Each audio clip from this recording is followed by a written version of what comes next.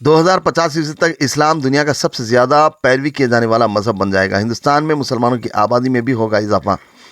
Pure research centre की report.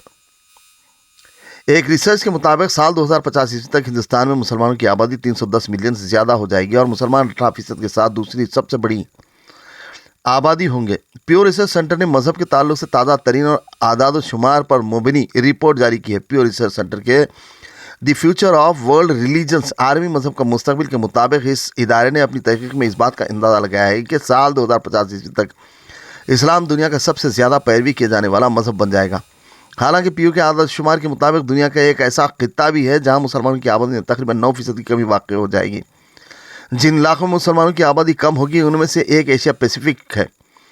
यहाँ साल 2010 ईस्वी में मुसलमानों की आबादी 61.7% थी, जो साल 2050 ईस्वी तक घटकर 52.8% तक होने का इम्कान पाया जाता है।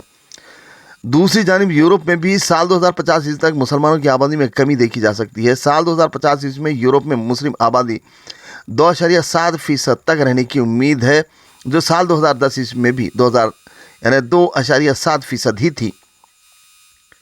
प्योर रिसर्च की नई तहरीर के मुताबिक हिंदू मजहब 2050 ईस्वी तक आबादी के लिहाज से दुनिया का तीसरा सबसे बड़ा मजहब बन जाएगा, जबकि हिंदुस्तान में सबसे बड़ी आबादी के तौर पर इंडोनेशिया को पीछे छोड़ देगा।